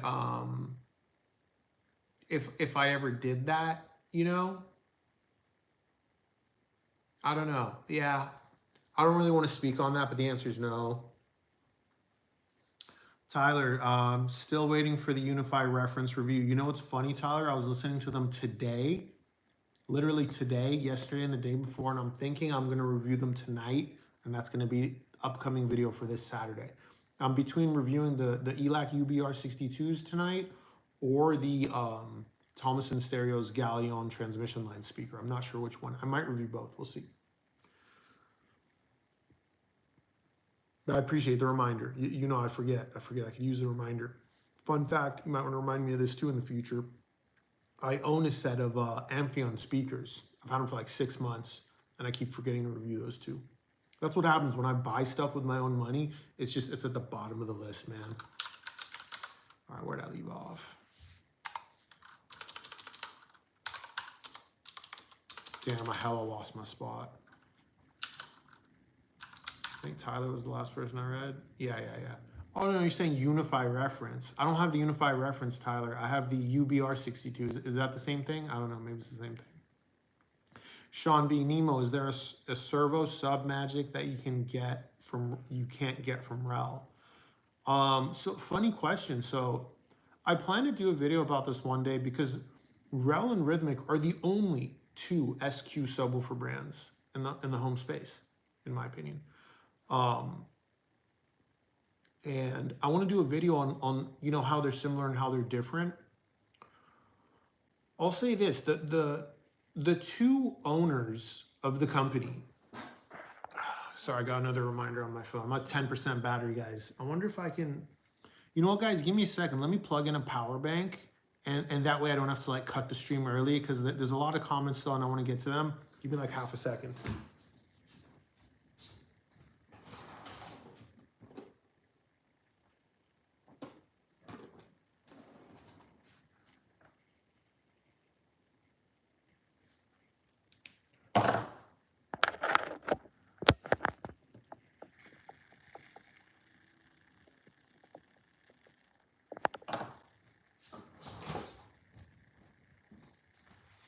All right, let me just make sure it's still. Yep, we are charging now. All right. So, is there some servo magic that you can't get from Rel? I think each brand has some magic that you can't get from the other. And I'll leave you with this. So the two companies, you want to pay attention to a few things is there's not a lot of overlap in their products. And that's because the way they go about things is a little bit different. Rel gives us a lot of small options that Rhythmic doesn't have. The smallest Rhythmic sub is the L12.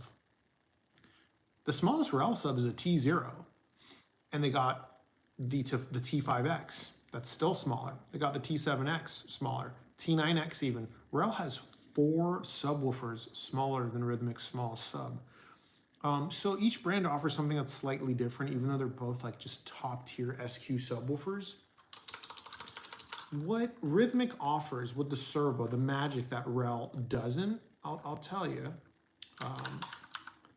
it's what it can do with a vented subwoofer, but Rel doesn't make vented subwoofers, so it doesn't really matter. Rhythmic's servo tech in a vented sub that's what makes them the best vented sub that no one else seems to be able to compete with, man. Straight up, you know what I mean? Could Rel make a good vented sub too? Probably, but at the same time, what Rel's been able to do with passive radiators is also on another level. Guys, I don't know if you've noticed, I don't really review most passive radiator subs because most of them sound like crap. I don't consider Rel subwoofers to be passive radiator designs. I consider Rel subwoofers sealed subwoofers because the approach they take to their passive radiators is very unique. Rel is the only passive radiator sub that I've been able to hear and been like, that sounds absolutely incredible. Like most PR subs sound like sloppy, you know?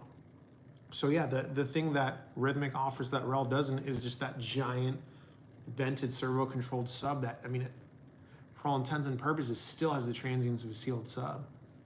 So, all right, Bodie McBoatface again. I own the Hecko 300s, and I agree with you. I use them in my third system in my dining room. Yeah, they're incredible. I was listening to those today also. Ace of Spades, do you think a single RSL 12S would overwhelm a small room or just turn the gain down on it? I think of one of these instead of the single T7X. Wow, bro, what? You're cross shopping a Rel T7X against the RSL Speedwoofer 12S, my bro? Bro, that's like cross shopping like a Ford F-150 and an 18-wheeler. Holy crap. Look, I'll answer the question. This is weird. So in my experience, I have found that vented subs just seem to be less likely to overload a small room. I don't know why.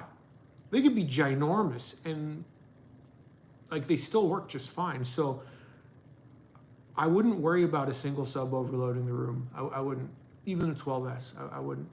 As far as comparing it to the T7X, you didn't even ask me to do that, and I appreciate that because I'm not doing that. They're just so different.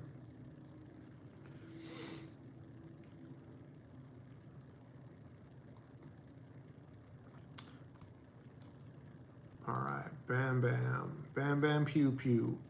Using 4 speakers, A plus B for the stereo, what do you think about? What do you mean, bro? I don't understand your question. Using 4 speakers, like 4 stereo speakers, like 2 on the left, 2 on the right, or like 2 in front of you, 2 behind you?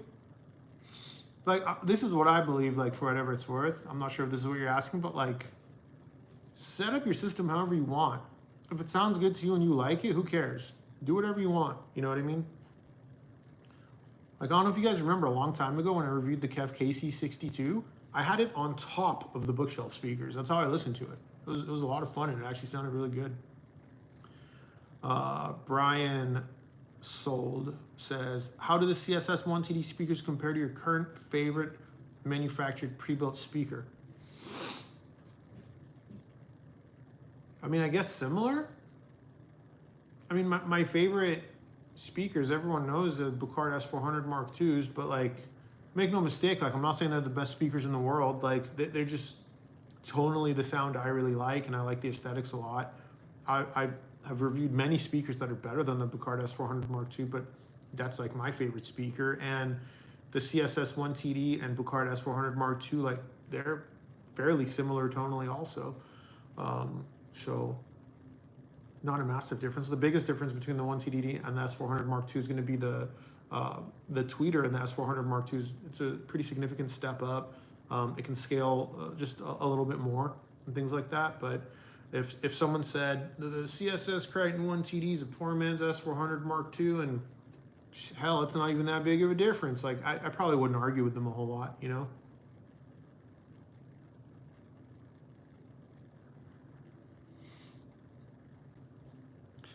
All right, Renee says, thanks for your recommendations. By the way, I still have the Bowers ASW 608 that you gave me a few years ago. I will like to upgrade it, but everybody complains about it in my apartment. Oh my God, Renee, I remember that. Yeah, the ASW 608 was one of my subwoofers. I sold it to you locally. Damn, I didn't know you were still subscribed, brother. That was a long time ago. Thank you, man. Thank you. Yeah, listen, the little Bowers & Wilkins ASW 608, I never recommend it because the USA price is high. It's like $600. But the damn thing has really good fidelity. And as long as you don't push the volume too much, it has incredibly deep bass for how small it is. It's kind of a shocker. I wish Bowers & Wilkins would give it a refresh, price it at $399. I would recommend it like crazy as a small room option. What else we got? Joan Frederick, what is up? I would love to own a 911 Nemo. L-Class, fine and sleek. What is the L-Class? L-Class? The way you're saying it, it's almost like it's a Mercedes car. Does Mercedes have an L-Class car?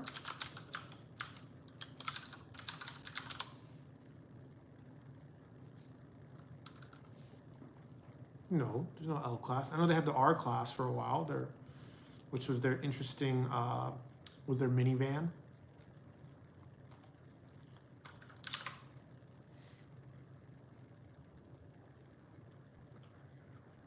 Matt Ayers. Reason I ask about the T9X versus RSL 12S, I have a T7i and a good friend of mine has the 12S. We live a far distance apart and I can't hear his system. He tells me 12S destroys a T9X. Bro, listen, a 12S is like 10 times the size of a T9X. Like, yeah, if you're looking for like sense of scale, output, extension, like, yeah, bro, a single 12S, I don't know, maybe if you had like 8 T9Xs, it would be similar. Like the RSL 12S is big as hell, bro. Yes, it puts almost anything physically that's smaller than it to shame in terms of extension and output, and in some cases even transients. The T9X is a SQ subwoofer and it's very small. I don't think you guys realize sometimes how small the T9X is. It's a 10-inch, it's got 300 watts RMS, you know what I mean?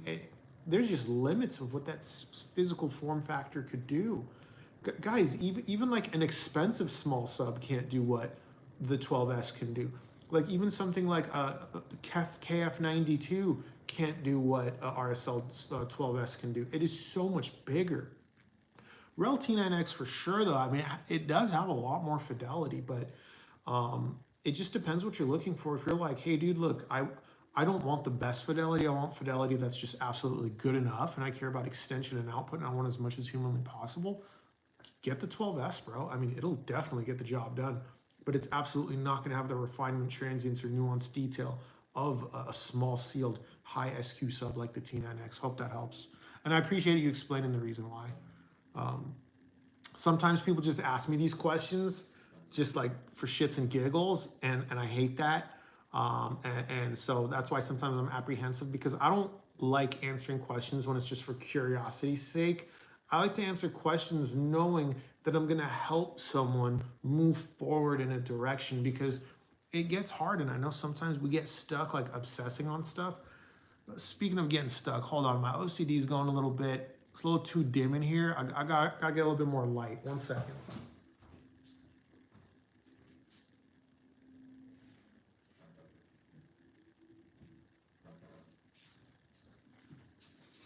Oh yeah. Oh yeah, that is so much better. Oh yeah. You guys probably saw I'm wearing some dirty sweat shorts. I'm like the guy at the office who's just doing the Zoom meeting wearing boxers. What would you guys have done if I got up and I wasn't even wearing boxers, just bare ass? And I just totally forgot I was on stream, just bare ass. Probably get kicked off of YouTube. That'd be hilarious though. I'm sure someone's done it on a live stream, like they forget. They're just not wearing just anything, you know? All right, where do we leave off?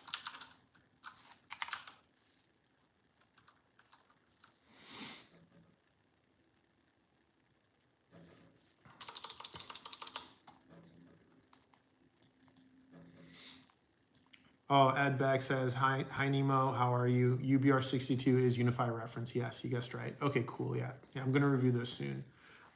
Sam Online says, I feel charged. I don't get it, Who else is this? Criminally Insane. If there was a Nemo edition sub, he would lose his impartiality.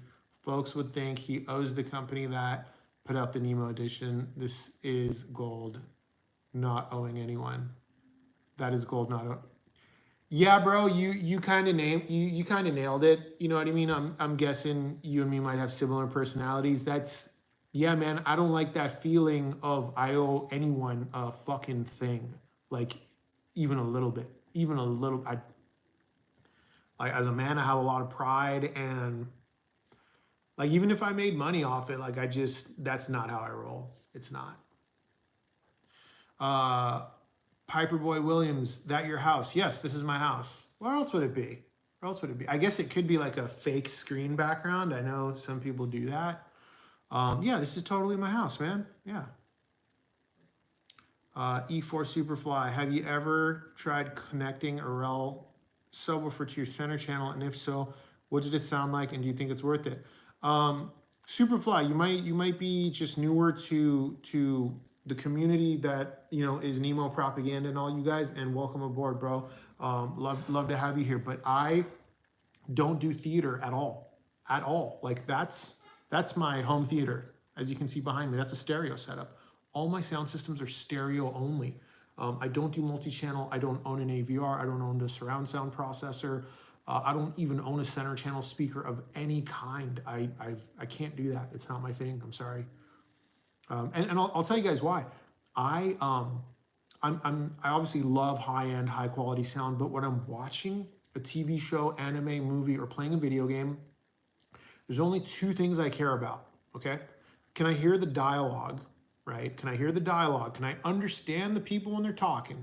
And two, can I see what's happening when there's a dark screen, a dark scene? Sorry, those are the only two things I care about. I don't care about surround sound effects. I don't care about bass. I don't care about imaging. I don't care about sense of scale.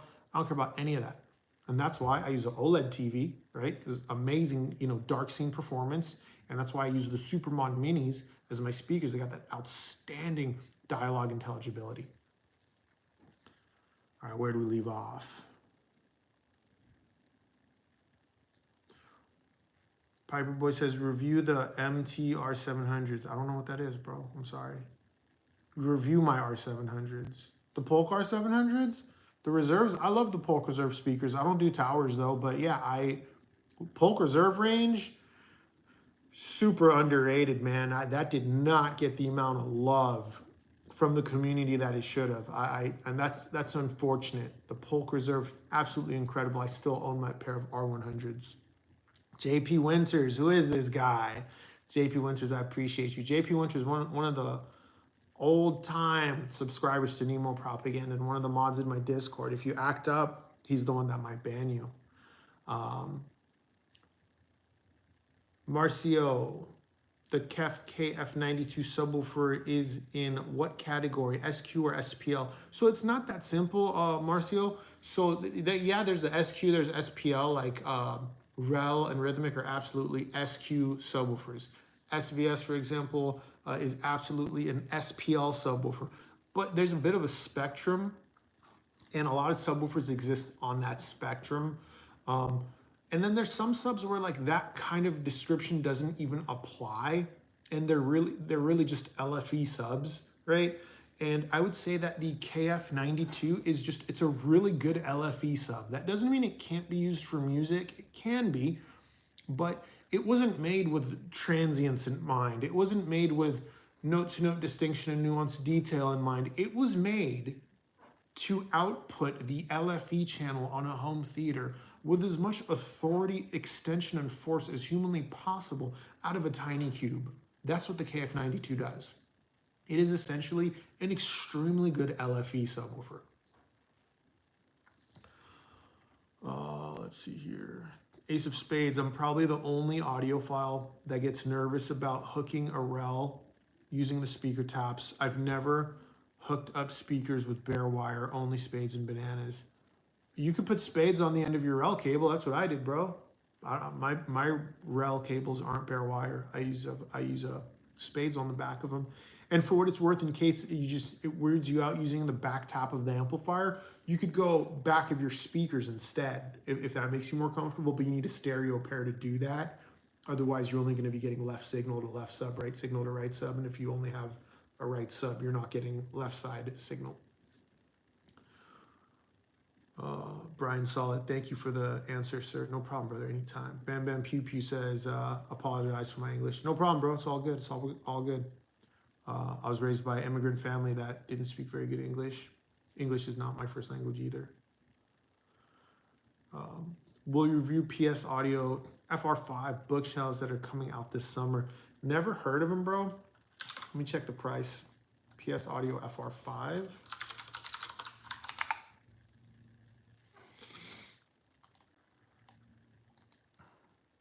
For the price of a component.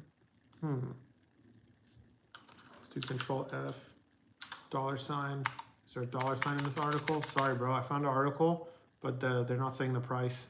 So I can't tell you if I don't know the price. You know what I mean? Because if it's like $30,000, I don't usually play in that wheelhouse. You know what I'm saying? Well, let's get back to the comments.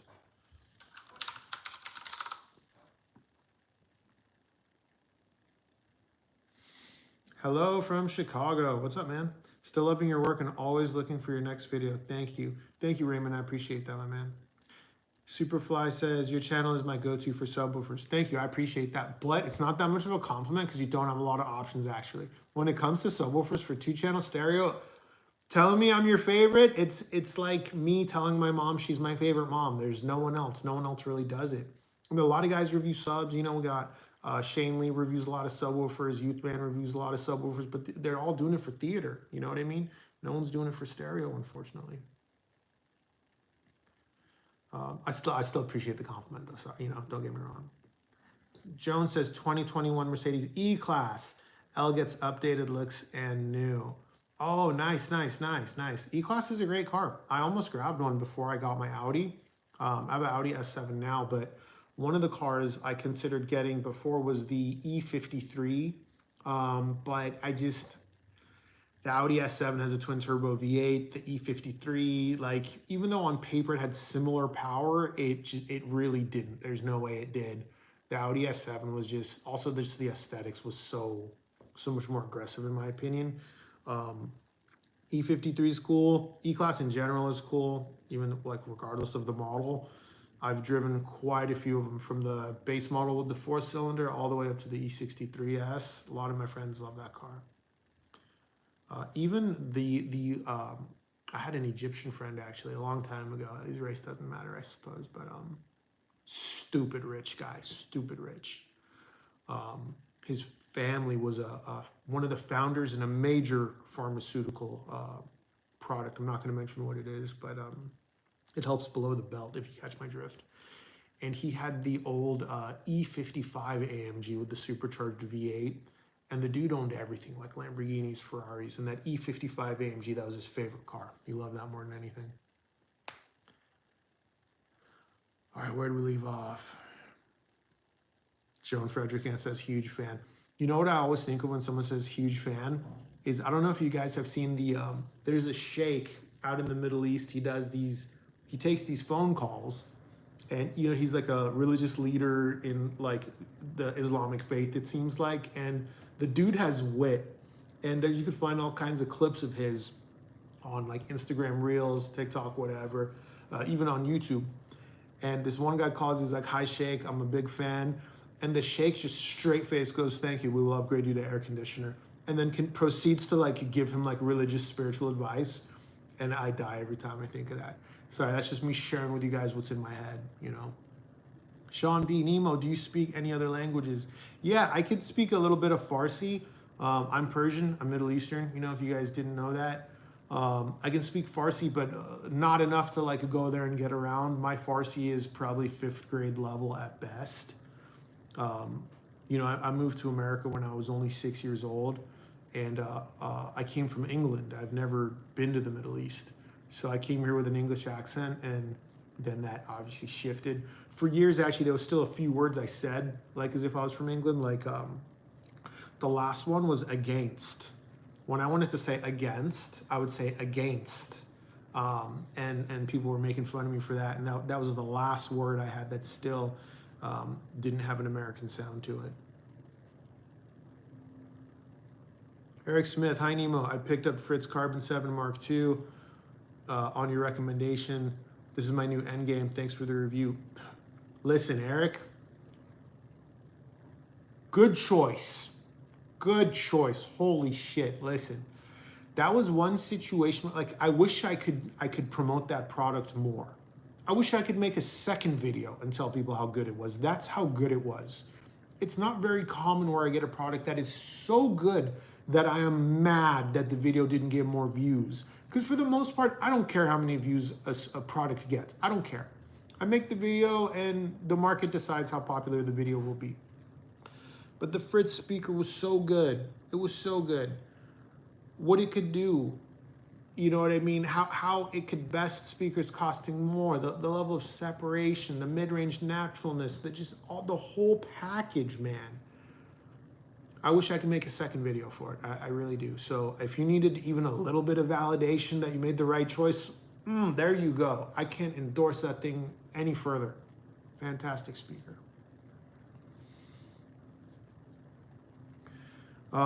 Ed Beck, you reviewed the XTC 1017 sub. Have you thought about trying the Spirit 4 from XTZ? Maybe you can get a review sample like the XTZ sub. By the way, Kef just dropped a new product, the KC92. Of course, yeah, no, I know about the new Kef product. I have one on the way. They're a few weeks out from having review samples, but once review sample is available, they're gonna send one my way. As far as the XTZ4, Spirit 4, no, that is gonna exceed my weight limit most likely. Being a 412 driver, let's look it up. I mean, the thing's gotta be over 100 pounds. Their website sucks, but let's see if I can get it pulled up real quick. Bro, they might have discontinued it. I'm only seeing a 312 on their website now. I'm on xtzsound.eu. Yeah, I'm only seeing the 312 option. The crazy thing is it's not too expensive for what you get. Let's see if the weight's listed. 103 kilograms, bro. What is that in pounds? KG to LB. That's a lot. Holy shit. 227 pounds? Bro, get out of here with that. There's no way. There's no way. If I was going to review a 227 pound subwoofer, listen, these would be my terms. Because I would do it. I would do it, you know, but the manufacturer would have to hand deliver it, set it up, and pay someone local to be available to move it for me anytime I needed it moved around my home during the review period. There's no way I would have a 220 pound subwoofer here, bro. I'm sorry. That's insane. Like, I'll tell you this. I had a chance, an opportunity, I would say, to buy a JL Audio F212. That's a $10,000 subwoofer for $2,500. And it was one of my buddies. And I said, go fuck yourself. That thing's 265 pounds. What makes you think I would want a 265 pound? Bro, no. Hell no. Hard no. And now you guys can see why Sean from Zero Fidelity makes fun of me by saying he's going to send me heavy stuff. No way, bro. No way, Ed. I'm sorry. I love you, bro. But no way on that one.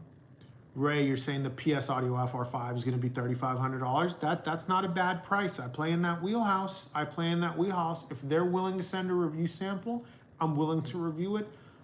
I don't know why. I've never worked with them. I don't know what they're going to be like. I don't know. I don't know if they're going to send review samples like that. They have their own YouTube channel, you know, but if they're willing, I'll review it. Jazabana says, you are one of my go-to when I'm looking for precise opinion. Thank you, bro. Thank you. Thank you. I appreciate that. I do my best, man. Slickman Elite, another long-time subscriber. I currently have the Focal 807, the Chorus. No, the Chorus 806. What is 807? Is that Chorus? Anyways, do you think Heco Salon Revolution 3 would be an upgrade? Leave another comment, my bro. Let me know. Do you have the Chorus 807 or which do you have? Which product line? Chorus, Cora, Diva, whatever. They keep changing the names of them. Jazzabana says, what would you compare the Fritz speakers to? Honestly, man, what they remind me of are my Platimons, which are $6,500 a pair. I don't talk about that too much publicly. You'll never catch me saying that in like an actual video I publish to YouTube, because saying stuff like that, it can blur the lines. Some people might think I'm saying, oh, the Fritz is on the same level. No, that's not what I'm saying. What I'm saying is the Fritz Carbon 7, if you just ask me, like, what is it most like that you have? It's the Platimon. Like, if someone said, I feel like the Fritz Carbon 7 is kind of like a Platimon on a budget, like, I wouldn't disagree with them. Obviously, the Carbon 7 doesn't have the same build quality. It's not using billet aluminum cabinets and, like, stuff. As far as just, like, technical excellence and capability, yeah, the Carbon 7 does remind me of the Platimon. Ed Beck says I meant the speaker. What do you mean, Ed?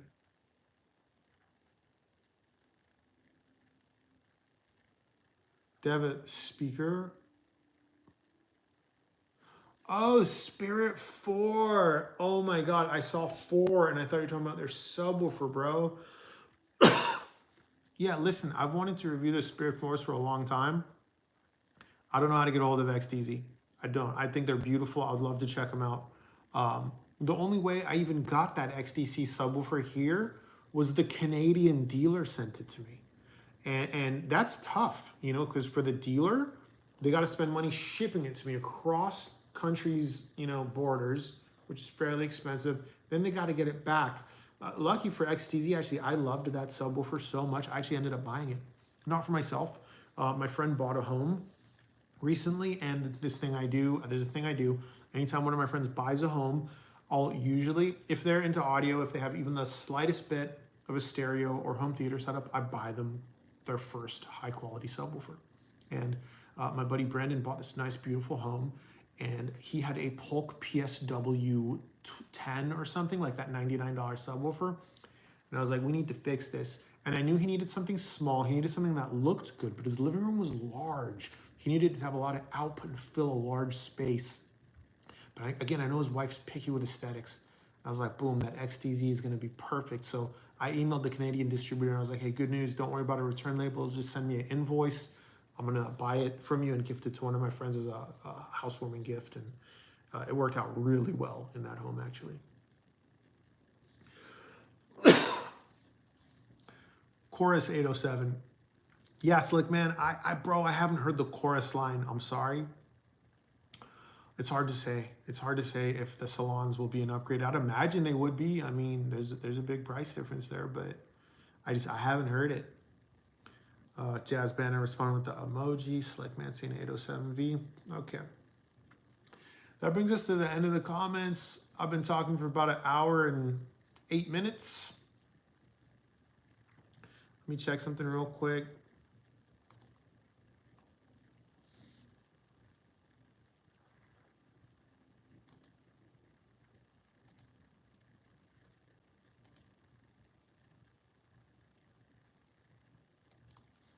Yeah, so this has been going on for a little bit now. I'll answer a few more questions, and then we're probably gonna call it a stream because my voice is getting a little scratchy. I'm getting a little bit hungry, and I still need to go and lift today. So, all right, what was the lot? Get out of here! Get out of here! Jazzbana, I already answered that question. Okay. Jazzbana says, "What are your setups? Do you have fixed setup right now?" I don't know what you mean by that, bro. Please rephrase the question and I will be happy to answer it for you. Svalbard, what are some of your favorite songs to test bass to? Bro, it depends what I'm testing. Like if I'm testing like phase, I use Put On by Jeezy. If I'm testing the gain to make sure the gain isn't turned up too high, I use Cherish by Madonna because the intro to Cherish by Madonna, if your gain is turned up too hard, it sounds bloated. It might sound a little bloated later in the song, but the opening shouldn't. And then Put On by Jeezy just opens with 4 different frequencies. And I know exactly where each one's supposed to be, so I use that one for phase. And then integration, that's just the whole thing is just by ear for me. Like where I set the frequency and stuff like that. It's going to depend on the speakers. Yeah. There's a ton of other, you know, for like if I want to test transients, I might listen to, what is it? It's Alchemia by Different Heaven. It's not a super like clean sounding song, but it'll push the transients to the limit and note to note distinction. If I want to test like texture, If You by Scruggs has some good texture and note to note distinction. That'll help you test phase too, but you like really have to be familiar with the song. There's a ton of songs I listen to honestly, bro, but those are a few.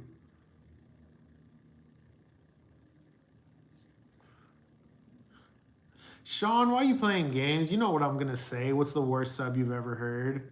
You know what I'm gonna say, bro. Like, come on. Come on, everybody knows. The worst sub I ever reviewed on this channel, it breaks my heart to say it because I actually, this brand used to be a household name, but like Serwin Vega, they went down. That's the Velodyne DB12, man. That was terrible. But if you're just asking in general, the worst sub I ever heard, I mean, probably something in car audio, like something like a Sony Explode with like a swap meet 90-watt amplifier. Those sound pretty shitty too. And a vented enclosure that's tuned at 60 hertz. That's probably just the worst overall. Yeah. All right, guys, unless there's more comments, doesn't look like there is. I'm going to say that's a stream.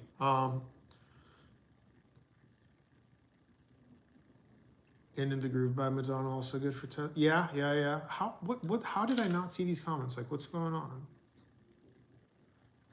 Oh, my popped out one is slower. Okay, I'm gonna answer these last ones and then we'll wrap it up. Let's see. Oh, fuck, this is fucking me up because now I can see myself on the screen. And it's like there's a slight delay. I gotta block it.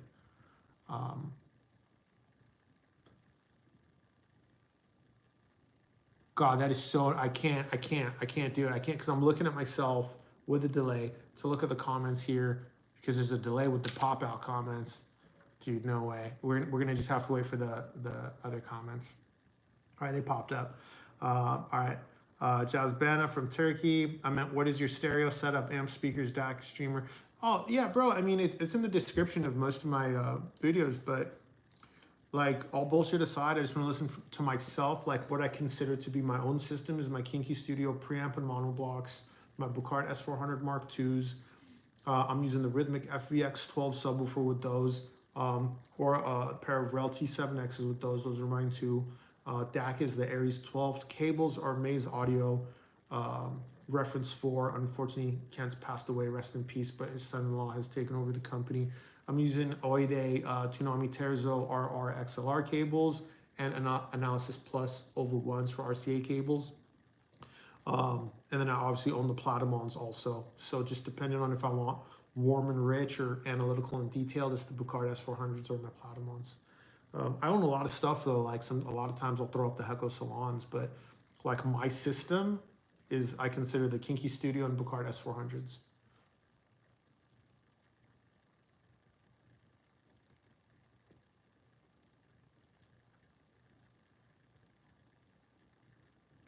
If Bucard would make a sub, what would you want from it? Bucard did make a sub. They did make a sub, and I have review samples on the way. It's on their website. Yeah. Tyler says Into the Groove by Madonna is also great for testing the subs. I agree. That's a song I love and listen to a lot. Someone said Bazooka Tube. Yeah, Bazooka Tubes generally sound like shit. Justin Hoff says, besides Madonna, what are some good tracks for bass testing?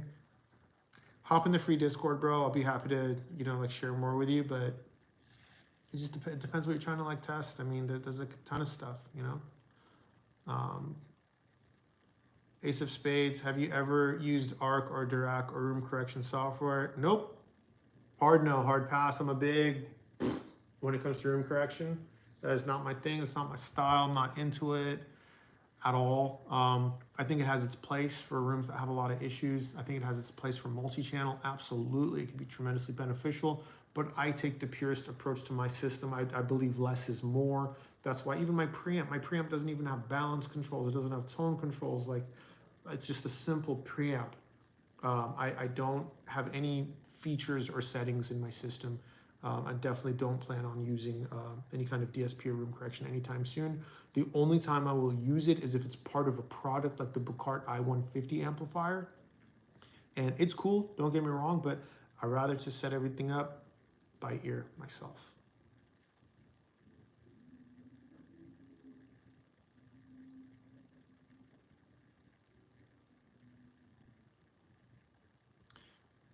Billy the Stalker, hey, just popping in while the kids are busy for a sec.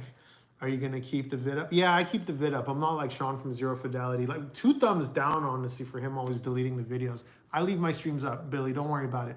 I'm actually gonna call it a stream right now. But yeah, guys, if you came in late, you want to watch the rest earlier, don't worry about it.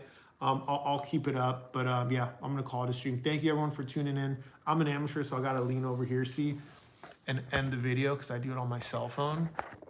How do I even do it? Does that do it?